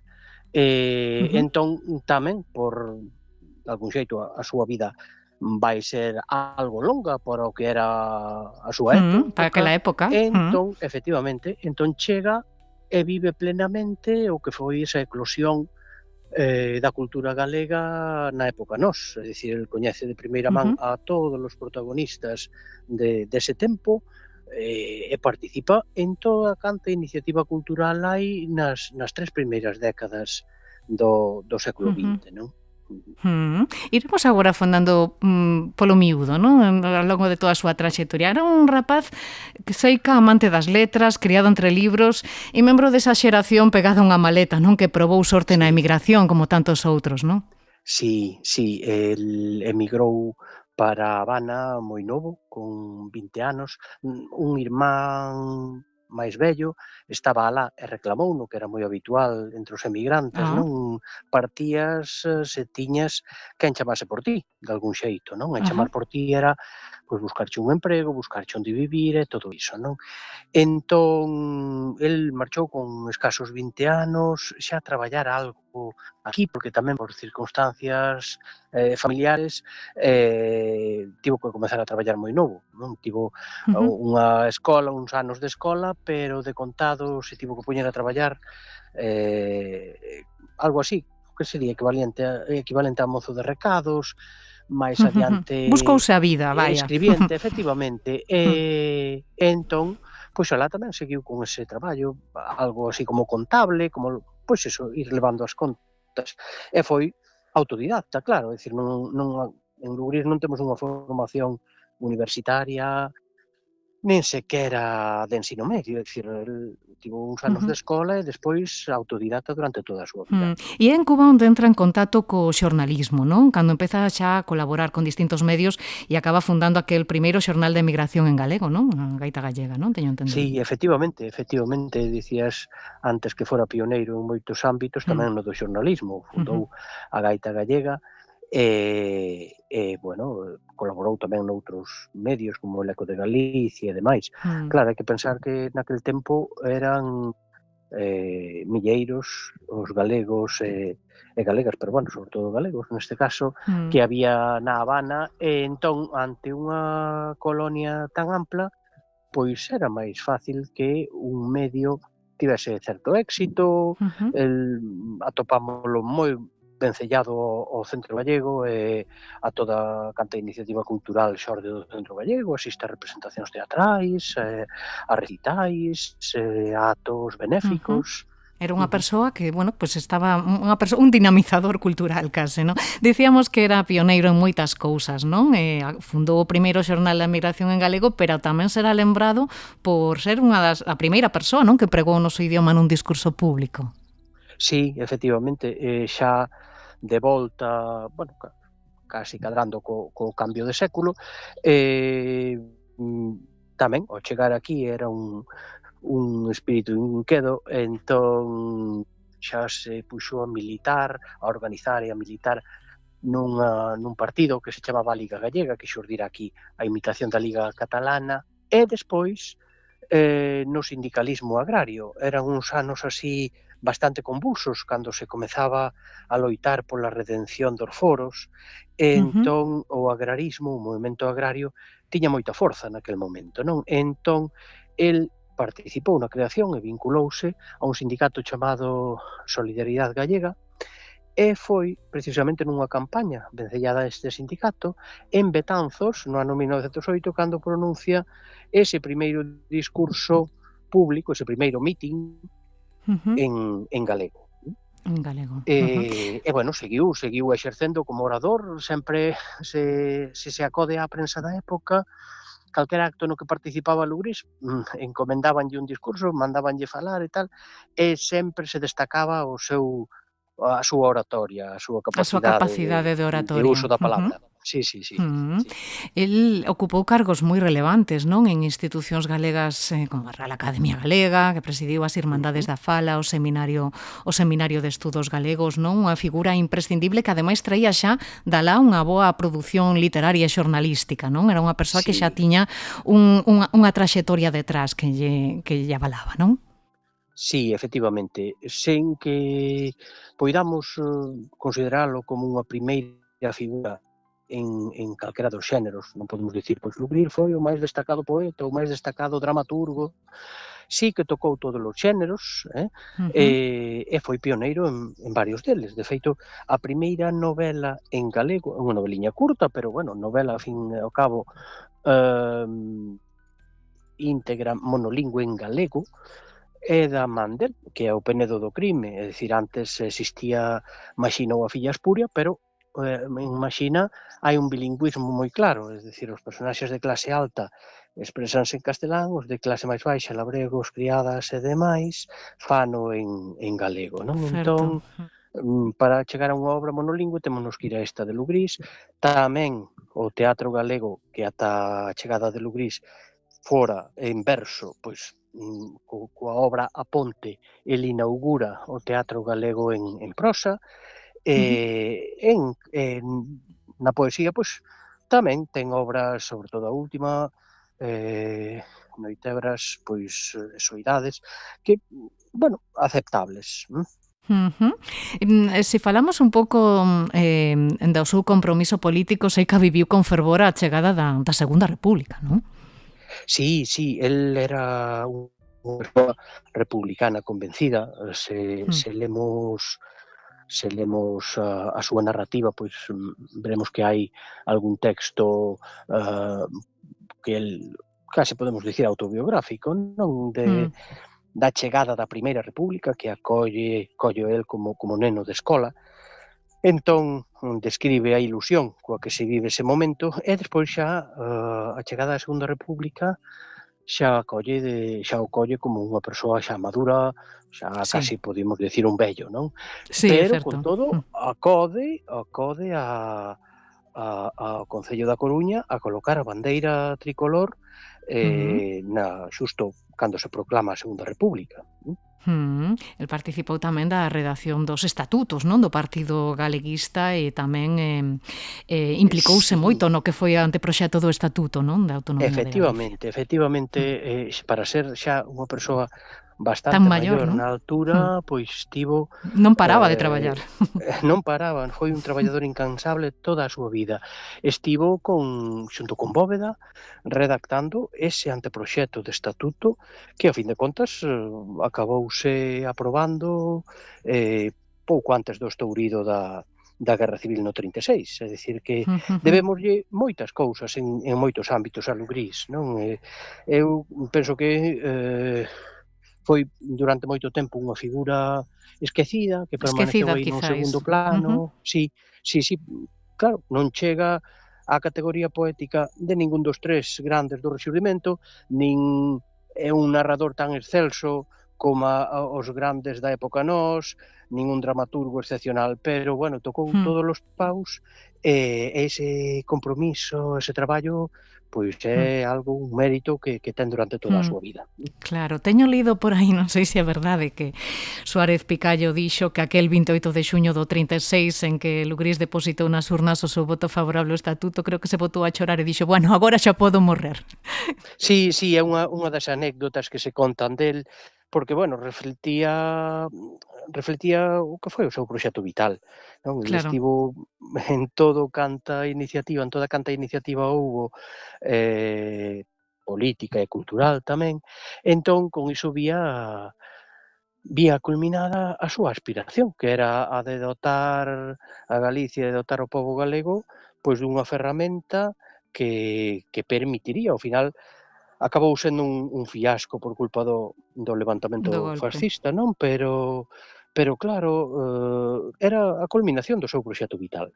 Claro, co estourido do golpe todos eses proxectos dos que estamos a falar, claro, saltan polos aires e Lugrís séntese ameazado, non?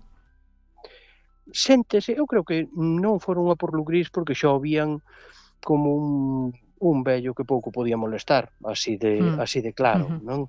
Pero séntese ameazado, claro, cheganlle noticias de que algúns dos que foran compañeiros del de proxecto, o propio Bóveda, co que estivera traballando man a man, pois é fusilado na Caíra en Pontevedra, outros máis cos que coñecera, cos que colaborara, Roberto Blanco Torres, Xaime Quintanilla, ademais, tamén, son fusilados, e outros compañeiros de proxecto teñen que fuxir para o exilio para salvar a vida, e el, no plano máis persoal, pois ve como dous dos fillos están combatendo na guerra, é dicir, Secundino e Urbano, que despois sería o famoso pintor, non? Urbano Lugrís, pois por circunstancias vitais, un está no 5º Rexemento na fronte en Madrid e o outro está no bando nacional.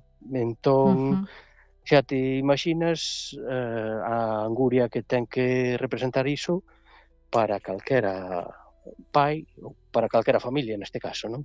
Claro, entraríamos entón nunha etapa, supoño, moi introspectiva e de afastamento de toda a actividade pública, non? Total. El, entre que xa estaba enfermo, é dicir, no ano 35 renuncia á presidencia da Real Academia Galega por motivos de enfermidade e a guerra, pois, pasouno recluído na súa casa. Cóntase que o que lle daba algo de acougo, algo de tranquilidade, era a negra sombra no piano que tocaba a súa muller, Pura González Varela. Bueno, tamén a súa casa chegaban os ecos dos fusilamentos que se producían no Campo da Rata e onde a Torre de Hércules da Coruña, e, bueno, escoitaba iso, pois, anguriado e desesperado, non? E así remata a súa vida no ano 1940, sin ver realidade, pois esa ilusión, non? Dese fin dese conflito e o regreso á paz a Galiza, non? Sí. Bueno, como a tantos outros do seu tempo, non? Puxérono todo, deron toda a súa vida por ese proxecto colectivo e acabaron vendo como ese proxecto acababa esnaquizado. Pois así foi a vida de Manuel Lugrís Freire, esta persoa pioneira que abriu tantos camiños e que viviu tamén a represión como todos os seus contemporáneos. Moitísimas grazas, Xavier Campos, por axudarnos a chegarnos á figura de Manuel Lugrís. Foi un placer esta clase maxistral.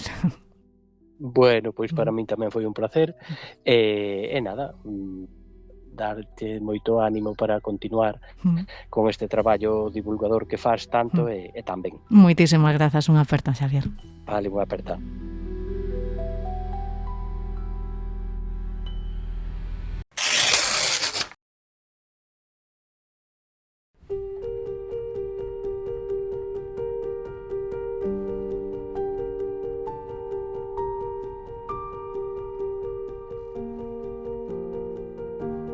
Moi preto de Sada, en Oleiros, residiu durante anos o matrimonio formado polo pintor Francisco Miguel e a súa compañeira de vida, Sira Alonso, autora dunhas memorias que foron claves para dar cos restos do seu home Berto en Carballo hai agora un par de anos. O doutor en literatura española e hispanoamericana e membro do Sistema Nacional de Investigadores de México, Conrado Arranz, conseguiu reunir 200 páxinas inéditas da autora tras ordenar os arquivos familiares que permanecían agochados a toda agora. Entre eles figura este poema Morte de Francisco Miguel. Oirás la lluvia en este otoño rojo. ¿La oirás cantar? En vez de lágrimas, esta ofrenda traigo sobre tu tumba, una tierra parda y verde donde se oye la canción del mar. He puesto unas dalias blancas y las 2 conchas de nácar que en tu cuadro pintabas con tanto afán. Dalias blancas y conchas de la mar, pintor mío, recuerdo en la sombra te darán. Oirás la lluvia en este otoño rojo. ¿La oirás cantar?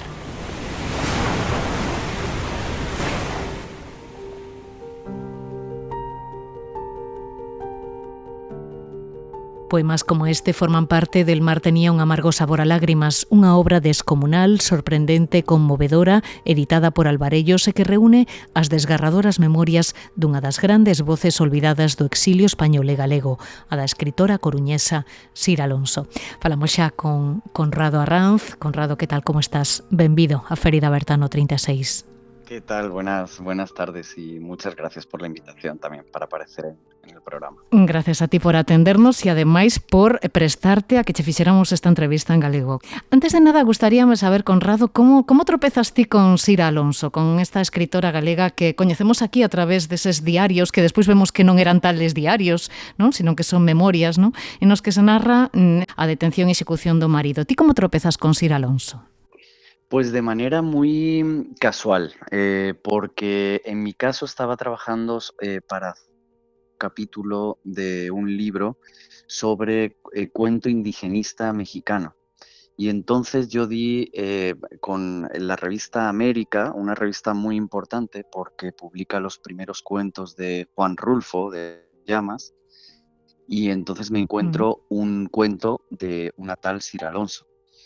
Y me llama mucho la atención, primero porque es la primera mujer que detecto que en esa época escribe cuento que se podría denominar indigenista. Pero luego mi sorpresa fue mayor cuando ya accedo a internet y veo que es una escritora gallega, que es una escritora republicana del exilio. Y bueno, eso ya supone una novedad pues muy fuerte, ¿no? Y es ahí donde me empiezo a interesar, empiezo a estudiarla, veo que no hay tal, que lo que hay está en gallego y me pongo a leerlo pues con muchísimo gusto, ¿no? Y a saber más de esta mujer. Claro, unha escritora que, como contas no libro, parece que foi borrada, non? Difuminada da historia. ¿Por qué crees que fue borrada? Bueno, lo primero, yo creo que una parte de la culpa lo tiene el catálogo de 1999, ¿Ah, que no sí? tengo, por supuesto, nada contra Francisco Miguel, porque es alguien muy relevante y muy importante para la cultura gallega, Sí. pero sí con la manera en la que se da a conocer la obra de Cira dentro del catálogo, porque se lo da como un testimonio solo histórico para poder conocer a Francisco Miguel. Y en ningún momento se lo valora como una obra literaria y como una persona que hay detrás que siente y piensa lo que está diciendo y que es muy consciente también de la elaboración de una obra, no solo de testimoniar un momento histórico, sino también de trabajar con las palabras. Entonces yo creo que pues ese relieve no se le da en ese catálogo. Y ya por suerte, pues bueno, dos mujeres excepcionales como son Carmen Vidal y Anxo Sumai, claro, o sea, yo creo que se dan cuenta que eso no puede ser y es cuando ponen de relieve ya en una obra de una autoría única esa memoria de Tordoya y luego lo amplían a la memoria de Aztopan. Y ya entonces el lector, los lectores más bien, pueden ya disfrutar de una Cira escritora, ¿no? E ti a partir de aí comenzaches a tirar do fío, comenzaste a tirar del hilo. Interésame coñecer un pouco como foi ese proceso de confección desta obra, de máis de 500 páxinas, nas que fuches cosendo, non? Toda esa obra que ela foi escribindo, corrixindo, borrando, volvendo a escribir en silencio en cada un dos lugares destacados da súa biografía. Como foi ese proceso, Conrado? Bueno, de un puzzle de infinitas piezas, Sí. porque primero fue, claro, reunir archivo primero, el archivo que era más público, para conocer más sobre ella. Después fue entrar en contacto con los familiares, poco a poco, testimoniar esa presencia de Cira en las redes intelectuales, primero en México, porque es el país que pues, claro, yo vivo allí, claro. y por tanto me queda más cerca, pero luego también pues en Galicia. Y ya por último, pues dar con este archivo que estaba, pues bueno, un poco apartado, que lo tenían los familiares apartado, y entonces ya terminar de completar era juntar todo lo que ella había escrito, darnos cuenta también de que a diferencia de las otras dos ediciones de lo que se llamó diarios, porque son las memorias, son las mismas, que están tomadas de una sola versión, estas son muchas más versiones. O sea, ya tenemos escribía varias veces sus memorias con variantes. Entonces, claro, tocó un trabajo filológico muy fuerte de transcribir una versión, y cotejar con las otras versiones que había, qué modificaciones existía para de esa manera pues asentar criterios y hacer una edición pues lo más cercana posible a los lectores, siempre pensando en los lectores, o sea, de alguna manera convertirse en el editor que nunca tuvo Sira en vida, ¿no? Sería ese el proceso. Hai que decir que todos estes cadernos estaban no interior dunha maleta azul que se abriu ante os teus ollos hai un ano aproximadamente, que foi pasando de man en man e que conservou celosamente durante anos a súa familia, non? Unha historia apaixoante. Claro, y atravesada también por momentos históricos del propio México, porque yo creo que el olvido mayor fue a raíz del año 1986, en que hay un temblor muy fuerte en la Ciudad de México y una parte de la familia se traslada a vivir a Querétaro. Y claro, pues como esos traslados precipitados, porque la casa queda dañada y pues compran otra casa, se trasladaron muchas familias de la Ciudad de México a esta otra ciudad. Pues queda ahí la maleta ya como en un olvido más grande, que incluso no se tiene en cuenta tampoco para la exposición del 99, entonces queda ahí completamente apartada. Y bueno, pues a raíz de un comentario de, no, sí, es que sí dejó algunos papeles, vamos a mirar a ver qué hay. Y pues claro, había una maleta azul completa, donde sobre todo están... Es verdad que es un archivo incompleto, en el sentido de que... No hay una gran parte que hubiera sido maravilloso, por ejemplo, toda la parte de España, sino que es una parte como ya posterior, o sea, sobre todo lo que son las memorias y las narraciones en Actopan, ¿no? Que es una población mexicana. Y sí que hay algunas cartas, pero no es un archivo completo, ¿no? Como de escritora, lo que Sira pues pudo salvar de todo ese camino dificultoso hacia el exilio. Pero desde luego pues es de un valor incalculable, ¿no? Porque pues nos va a permitir conocer a una Sira Alonso escritora, ¿no? No solo una mujer que testimonió un momento histórico difícil para el pueblo gallego, sobre todo el pueblo español, sino también pues una mujer que quiso escribir, que era su vocación y era lo que ella podía aportar.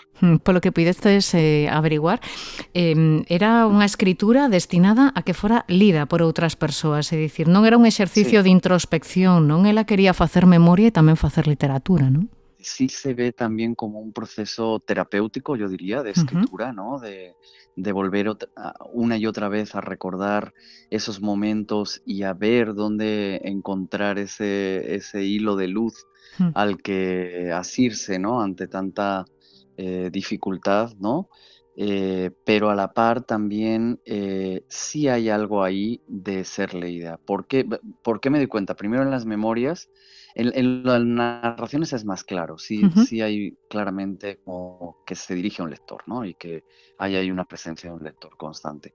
Memorias, hay de repente inflexiones a una segunda persona y entonces se dirige a alguien, ¿no? Unas veces es al propio Francisco Miguel, que ya está muerto, pero sí le dice, Francisco Miguel, yo no te he fallado, como tú me pediste, me he llevado los hijos.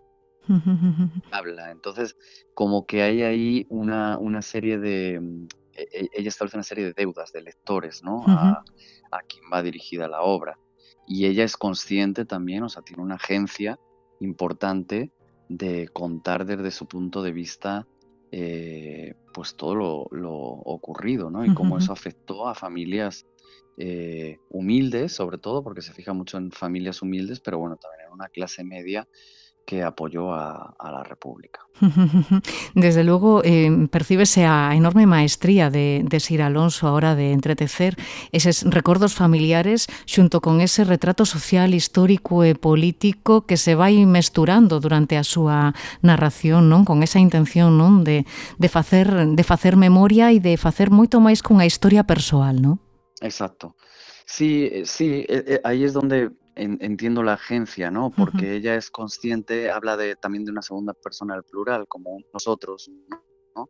Como esas personas que perdimos la guerra y tuvimos que vivir actos fatales y da una interpretación, ¿no? En ese sentido, por ejemplo, tiene mucho de diálogo con estas otras estos otros testimonios que se publicaron en Francia justo después de la guerra, que también Alvarellos lo publicó, que le llama Galicia bajo La bota de Franco.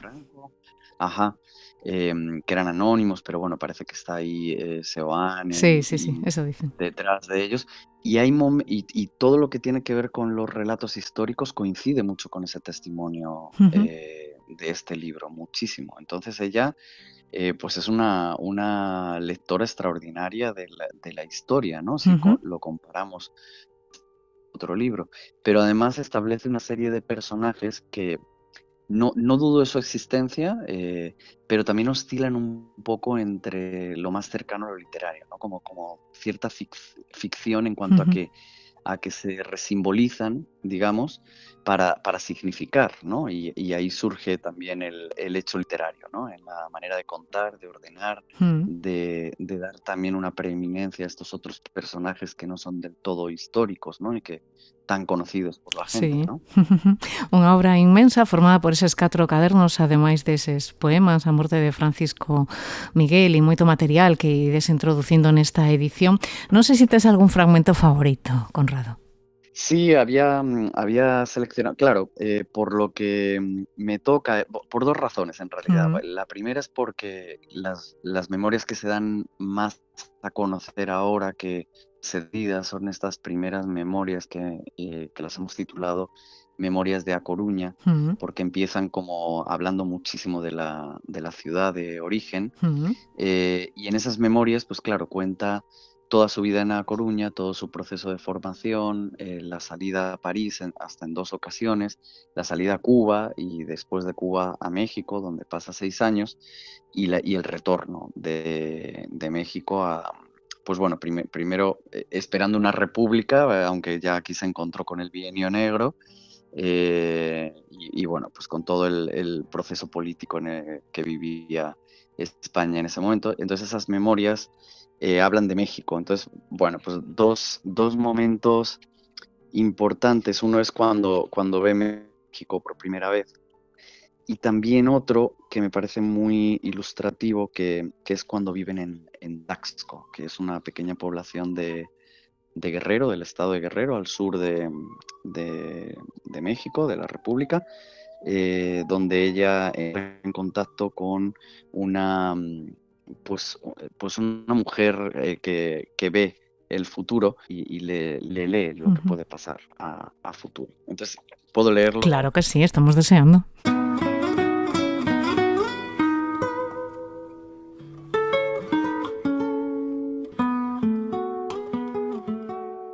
En la vida suceden cosas extrañas que parecen sueños. Acordaron ir a visitar a una quiromántica de gran fama en todo el estado de Guerrero, cuya vivienda se encontraba al final de una estrecha y empinada calle. La casa estaba rodeada de una cerca de bambúes, el suelo de la única pieza cubierto de petates y una piel de puma. Una profusión de velas alumbraba a un Cristo y unas láminas de papel se sujetaban con espinas de naranjo a las paredes de adobe. Una lechuza, una iguana, raíces y hierbas secas guardaban unas cajas de cartón. 6 gatos negros rodeaban a tan extraña mujer de cabellos blancos y de raza india que nos recibió sentada en el suelo y sobre un pendiente. Todo esto era muy pintoresco y divertido. A duras penas contenían la risa. Al fin, cada uno de nosotros dejó un peso en las manos flacas de aquella mujer. Quizá por ser la última que le entregó la moneda, quedó mi mano entre las suyas. Sentí el contacto de unos dedos huesudos y fríos. Mi primer impulso fue salir de allí inmediatamente, pero un extraño poder que emanaba de la anciana me retuvo. Aquella mujer hablaba y con la mano izquierda trazaba unos signos en el aire. Entonces quemó unas hierbas que esparcieron por el cuarto un olor agradable y de fuerte aroma. Después se expresó en perfecto español con voz clara y fuerte.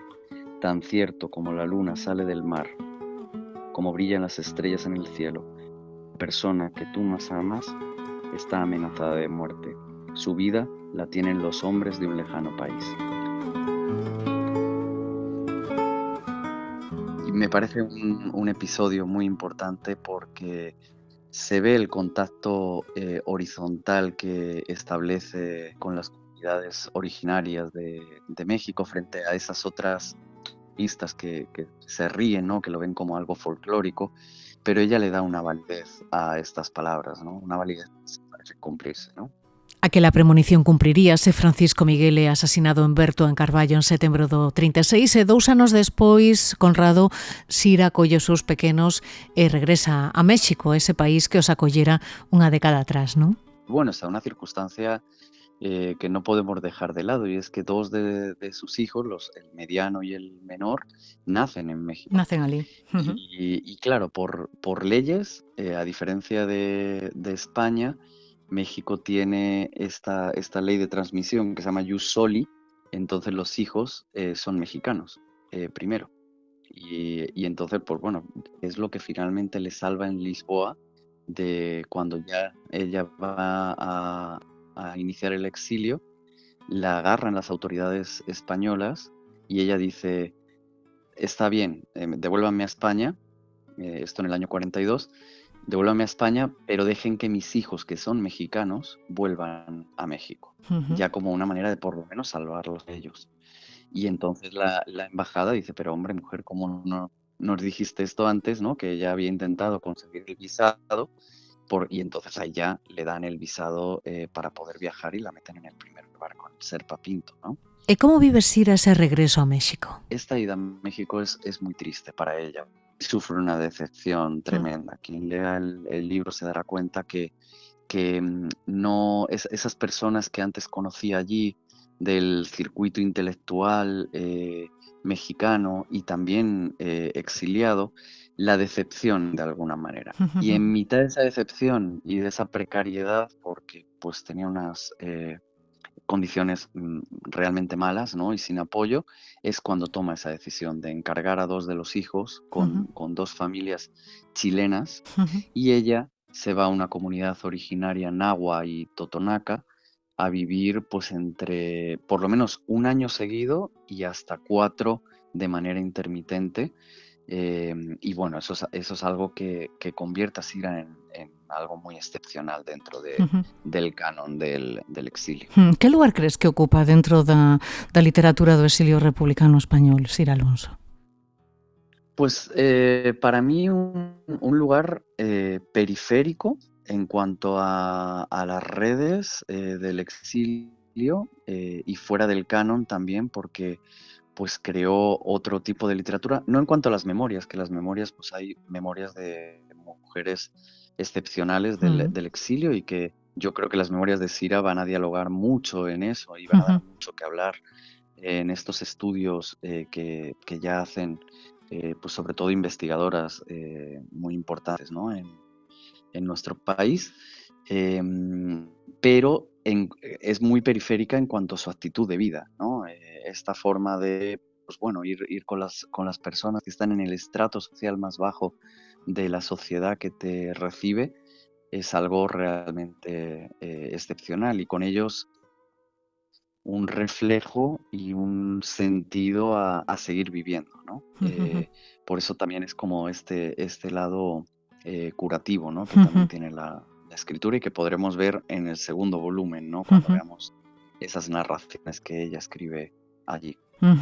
El mar tenía un amargo sabor a lágrimas, un traballo realizado en estreita colaboración coas netas de Sira, unhas netas que non chegaron a coñecer o avó, pero que sí que foron testemunha da enorme ferida que a guerra deixou na súa familia. Ti contas no libro que as netas din que esta historia dos seus pais, pero ti explicas que máis ben é a propia historia das netas, non? Que foron as que a fixeron posible. Non sei que supón para elas a publicación desta obra, se contribúe a pechar esas bellas feridas do pasado.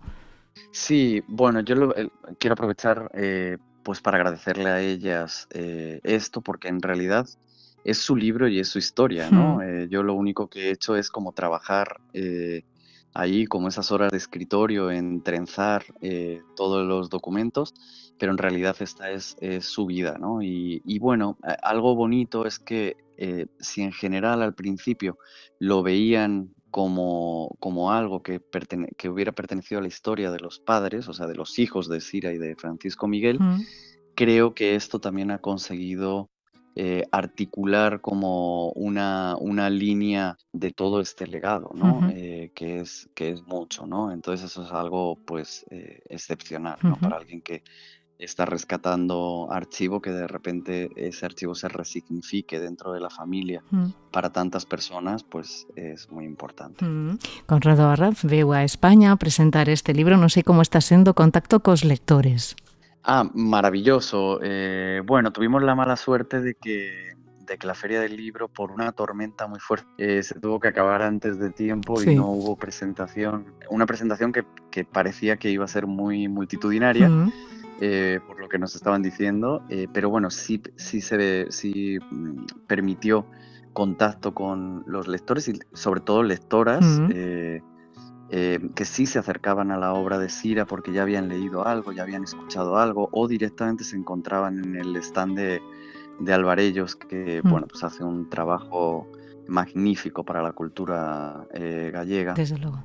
Claro, se lo encontraron de golpe y bueno, pues eso propició que pudiéramos contarles un poco más la historia que había detrás del libro, e inmediatamente se lo llevaban. Nadie después de eso lo dejaba otra vez, ¿no? Y hacían muy bien, porque yo creo que es un libro muy excepcional. O sea, yo cuando lo leí por primera vez no me lo podía creer, no podía creer que algo así no estuviera mucho más colectivizado, ¿no? Y que formara parte de la vida de todos. Pues nada, Conrado Arranz, moitísimos éxitos con este libro, parabéns, enhorabuena por este traballo inmenso que acabas de realizar e que xa poden adquirir nas súas librerías. El mar tenía un amargo sabor a lágrimas, editado por Alvarellos. Conrado Arranz, moitísimas grazas por pasarte pola Ferida Berta no 36. Unha aperta, un abrazo. Muchísimas gracias, Nuria. Un abrazo muy fuerte a todos los radioescuchas también. Gracias.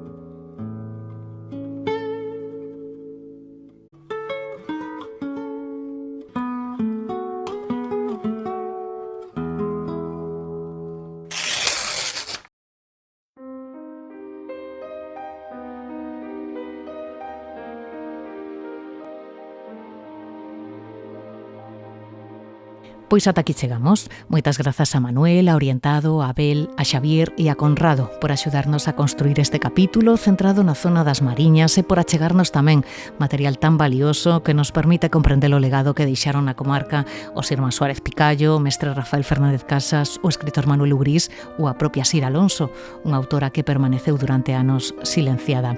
Moi pronto regresaremos con máis historias como estas. Xa sabes que podes atoparnos en Spotify, iBooks, YouTube ou Apple Podcast. Ata cando queiras.